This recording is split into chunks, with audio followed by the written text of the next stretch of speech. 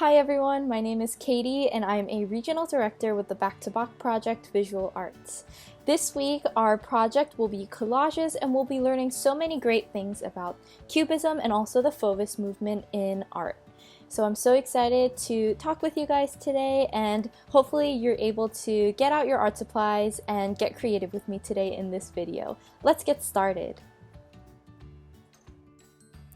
Now you may or may not recognize this painting, but this work was done by none other than Pablo Picasso, who is one of the most influential artists in art history.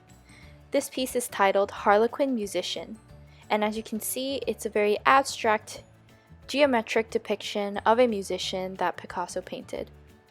Now Cubism, which is this style of artwork, at the time was not popular in France and in Europe in general, because many artists, especially Picasso, who produced art in this style, faced opposition and hatred towards their work because it was so different from the accepted art styles of that age.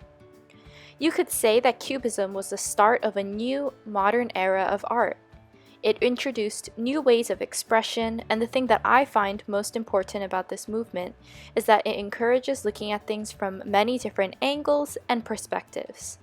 Now, this theme isn't just applicable to artwork, but to our entire lives as well.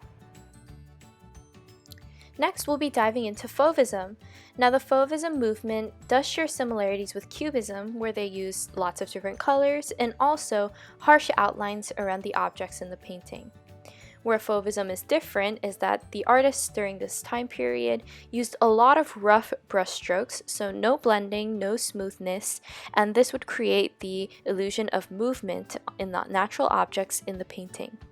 Now artists used these very rough and bold brushstrokes and bold colors to show that movement, and the use of these bright colors was also very visually appealing. This is a great example in one of my favorite Fovism paintings, and it's called House Behind Trees by a painter named George Braque. Now, Braque was a great painter in France, and he was also a sculptor in the Fovism movement. But interestingly enough, he also played an important role in the formation of Cubism. So he knew our Cubist artist Pablo Picasso. Isn't that so cool? So this artist was known for experimenting with landscapes in different perspectives, and there's a lot of texture and color in this painting. Can you see the brushstrokes in this painting? The brushstrokes and the outlines make it look like the trees are almost in motion, like they're swaying from side to side, and the lots of different colors make this composition super vibrant and always such a joy to look at.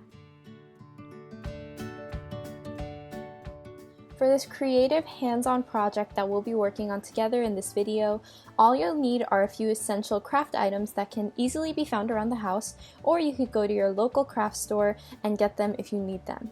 You can also order craft items like these online from Amazon. Today, we'll be making collages inspired by the two art movements that we just learned about. Do you remember? We're going to be making collages inspired by Cubism and Fovism.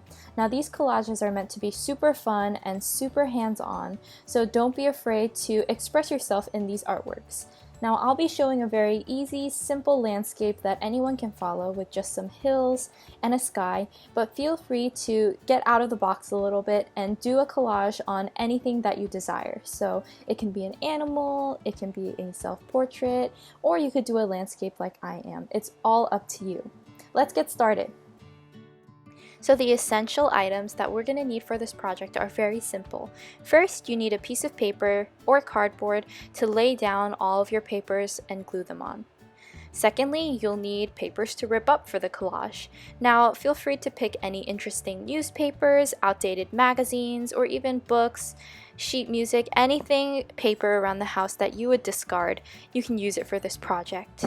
It's also very sustainable and a very simple way to get rid of any recyclable paper.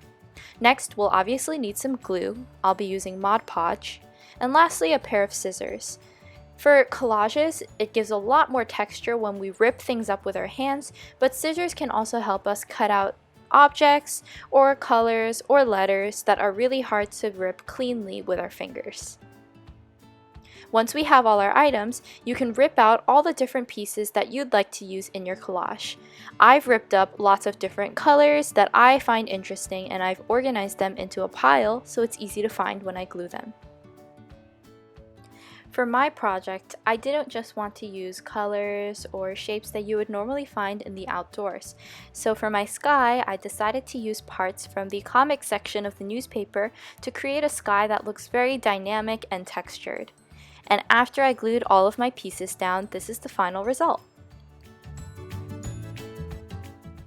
And there we have it. It's really that quick and that simple. All you have to do is step 1, find your supplies. Step 2, rip up your paper, and step 3, glue it down to create an awesome artwork and composition. Collage is always one of my favorite mediums to work with because it lets me create something really special and really meaningful from simple items that I can find all around me and all around my own house. I hope you enjoyed this video and learned a lot about important art movements like Cubism and Fovism. If you have a favorite artist, let me know. I'd love to hear, and if you make an artwork, if you make a collage, we'd love to see it at Back to Bach. So thank you for watching this video, and I hope to see you next time. Bye!